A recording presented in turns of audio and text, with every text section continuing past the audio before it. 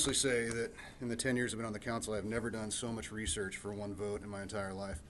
There's a lot of people in Post Falls that probably didn't live in Post Falls when I got elected or weren't of voting age. So I originally ran for this position for two reasons. One is I don't trust the government, and two, I don't like taxes. So that's what got me started down this path. So I tend to look at things with somewhat of a tinfoil hat kind of eye. And I went through the 472 pages of the final rule. There's a lot of vague and ambiguous language in there, nothing that looked too nasty at the time. But with some of the comments we got, I thought, maybe I should pump the brakes and take a harder look at this. So strap in, this is going to be long. But to address some of the primary concerns that we heard, both in the public testimony and over email, etc. One is that some recipients of ARPA funds are now being sued by the Biden administration for failure to comply with stipulations and orders. As hard as I've tried, I haven't been able to find any court cases that list the federal government as the plaintiff in anything that has to do with ARPA. So it doesn't appear the federal government has sued anybody with respect to the use of these funds. That doesn't mean it can't happen, but it hasn't so far. On the other hand, thus far, 17 states have sued the federal government regarding the restriction contained within ARPA prohibiting states from spending ARPA funds to, quote, directly or indirectly, unquote, offset tax cuts. The states claim that the tax mandate exceeded congressional authority under the spending clause of the U.S. Constitution. In doing so, the states argued that the tax mandate is unconstitutionally coercive because the amount of funding is so large that they have no choice but to accept the restrictions of the mandate, and I'll have more on this later. The states also allege that the mandate is unconstitutionally ambiguous because it contains no explanation as to how Treasury will determine whether a state has offset any tax cuts with ARPA funds. Federal district courts in Kentucky, Ohio, and Alabama ruled in favor of the states, and in these cases, 15 of the 17 states that filed suit were covered by these decisions. These cases are currently in front of the Sixth Circuit Federal Court of Appeals. The district courts in Arizona and Missouri found in favor of the federal government on the basis that plaintiff states lacked standing to bring the lawsuits. So the fact they ruled in favor of the government doesn't mean that the states have to actually do anything. It just means the states can't continue with their lawsuit against the government. In any case, while Post Falls has not raised taxes in over a decade, with the exception of eliminating the streetlight fee and rolling it into the general fund, which is basically taking money out of one pocket and putting it into the other, Post Falls has not cut taxes either, so we're in no danger of violating this provision of ARPA, which 3 federal courts have determined is unconstitutional and unenforceable anyway. The next major concern was page 433 of the final rule states, in part, a recipient must comply with all other applicable federal statutes, regulations, and executive orders. The executive orders being the key bit there that people focused in on. So I looked at all the executive orders related to COVID to date and found the following.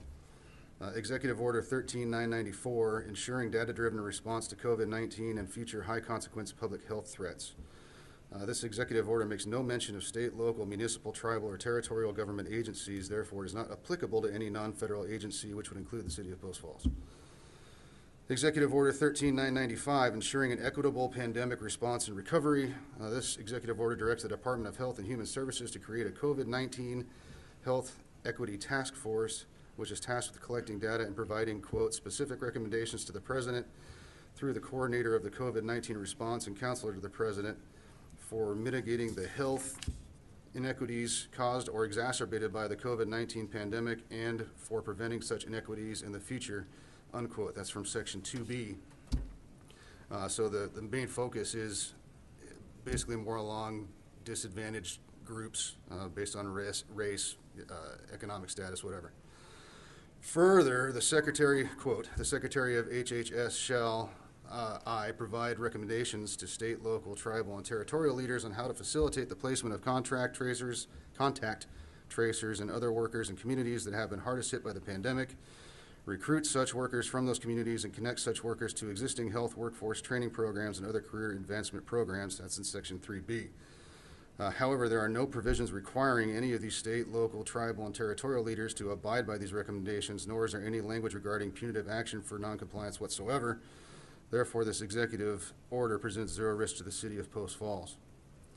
Executive Order 13996, establishing the COVID-19 Pandemic Testing Board and ensuring a sustainable public health workforce for COVID-19 and other biological threats. As the title suggests, this executive order establishes a federal COVID-19 Pandemic Testing Board, that's in Section 2, as well as a federal public health workforce program. That's in section 4. As far as non-federal agencies are concerned, the testing board and workforce program shall, quote, make recommendations, quote, identify methods to expand capacity to conduct testing, contact tracing, and isolation and quarantine, quote, provide technical support with respect to testing and contact tracing efforts, and, quote, assist authorities in the training of public health workers, unquote. The City of Post Falls employs no public health professionals, has never had a program for testing, contact tracing, or isolation of its citizens. Therefore, this executive order is not applicable in any sense to the City of Post Falls. Further, there is no language in this executive order indicating that any non-federal agency is required to communicate with the established federal testing board at all, much less abide by any recommendations thereof, nor is there any language regarding punitive action for noncompliance whatsoever. Forgive me. Moving on. Executive Order 13997, improving and expanding access to care and treatments for COVID-19. The only mention of non-federal local agencies appears in Section 4B, which reads in its entirety, quote, to facilitate the utilization of existing COVID-19 treatments, the Secretary of HHS shall identify barriers to maximizing the effective and equitable use of existing COVID-19 treatments and shall, as appropriate and consistent with applicable law, provide support to state, local, tribal, and territorial authorities aimed at overcoming these barriers, unquote. Again, there is no requirement that any agency accepts such support, nor is there any language regarding punitive action for noncompliance whatsoever. Executive Order 13998, promoting COVID-19 safety in domestic and international travel.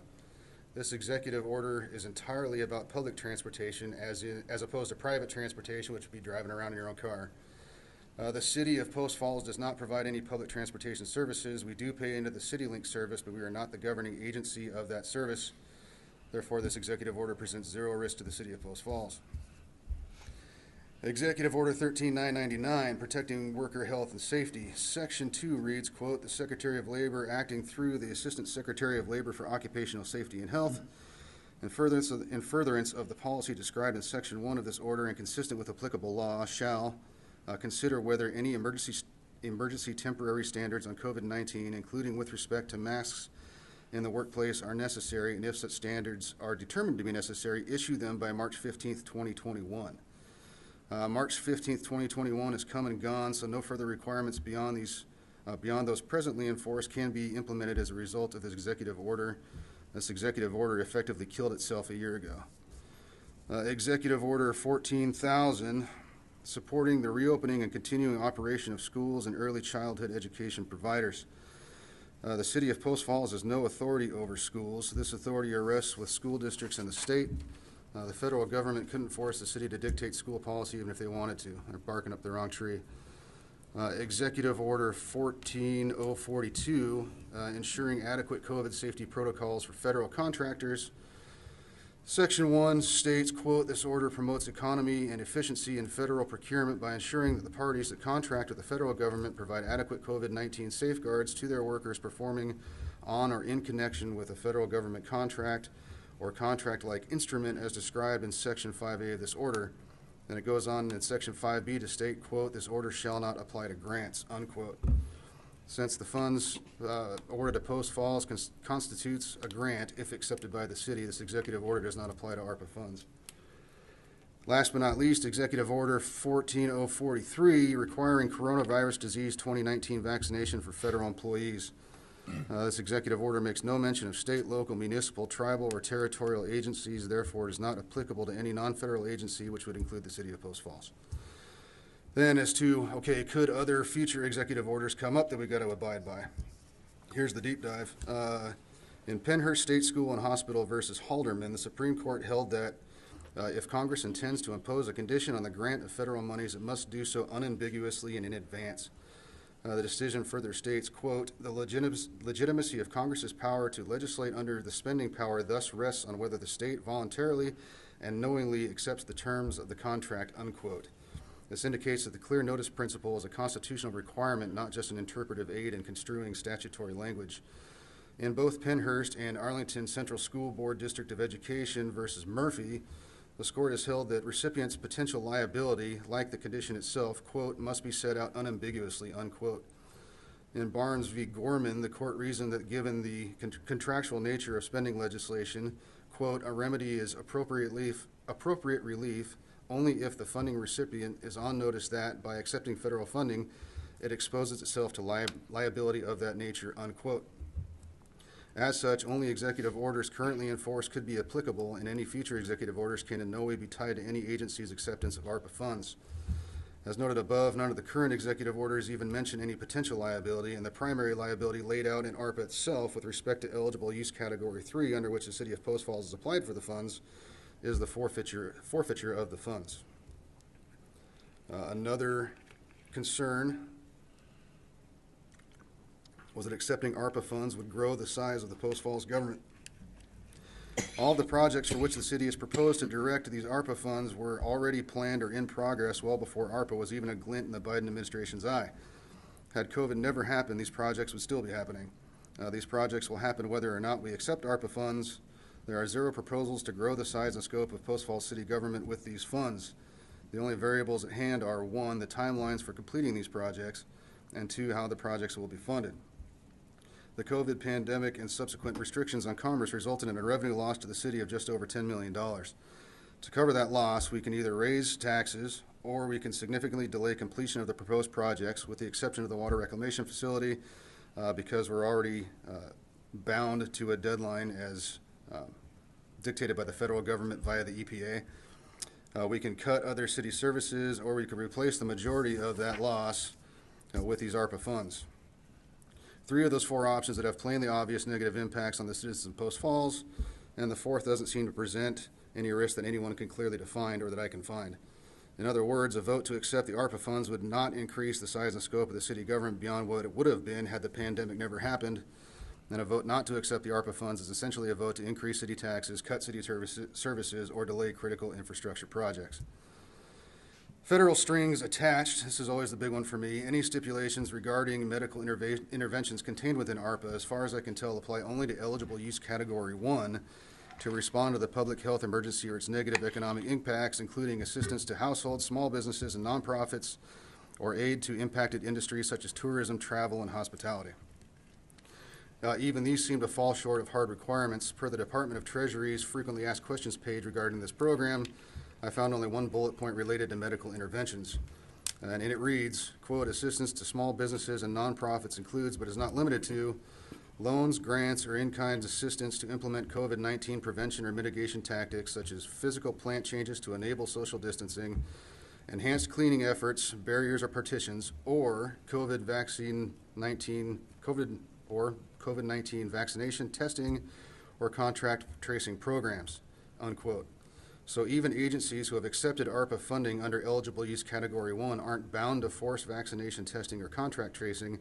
They can instead opt to facilitate social distancing and better sanitary systems and remain in compliance with the final rule.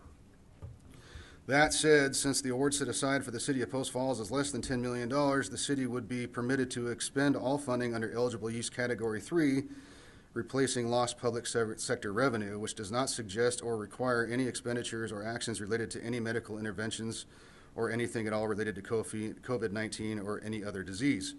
Even if there is something I missed, the Supreme Court has again put limitations on the authority of the federal government to entice non-federal public agencies to adopt and or enforce federal policy. The Supreme Court articulated certain limitations on the use of federal grant conditions in South Dakota v. Dole and in subsequent cases. In particular, these limitations require that any conditions attached to the receipt of federal funds must, 1, be unambiguously established so that the recipients can knowingly accept or reject them, 2, be germane to the federal interest in the particular national projects or programs to which the money is directed, 3, not violate a separate constitutional provision such as the First Amendment to due process or taking clauses of the Fifth Amendment, and 4, not cross the line from enticement to coercion such that the agencies have no real choice but to accept the funding and enact or administer a federal program. Since eligible use category 3 proposes to replace funding for regular government activities lost during the pandemic, any requirements for medical interventions would seem to violate the second limitation above. Any directives that violate the Constitution would not be enforceable per limitation 3 above, although it would likely take a ruling in federal court to determine whether or not any particular directive is constitutional.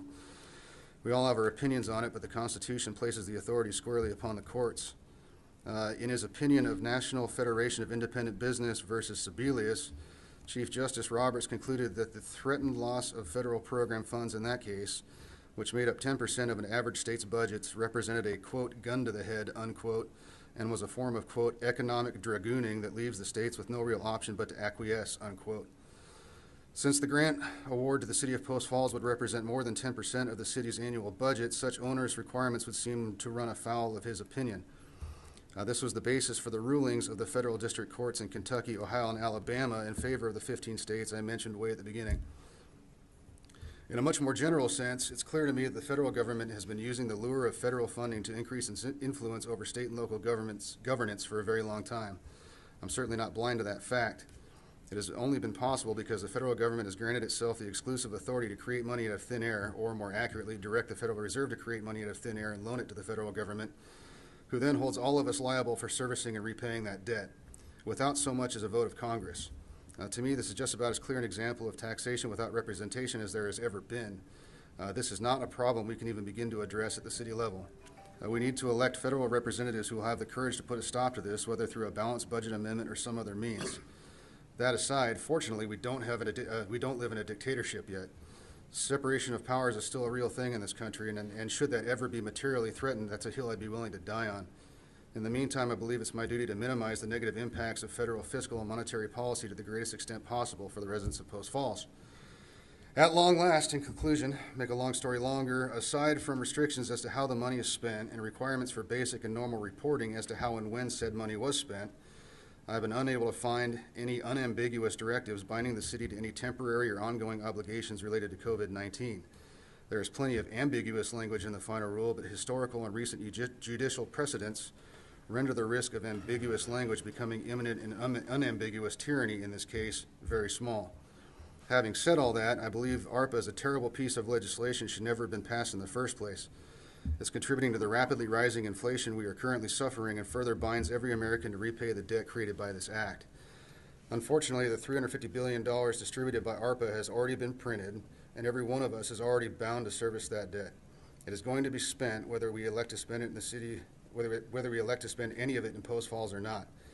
The federal government has essentially stolen money from all of us and our descendants, and they're offering to give some of it back to the people of Post Falls in the form of funding for pre-planned and ongoing infrastructure improvements.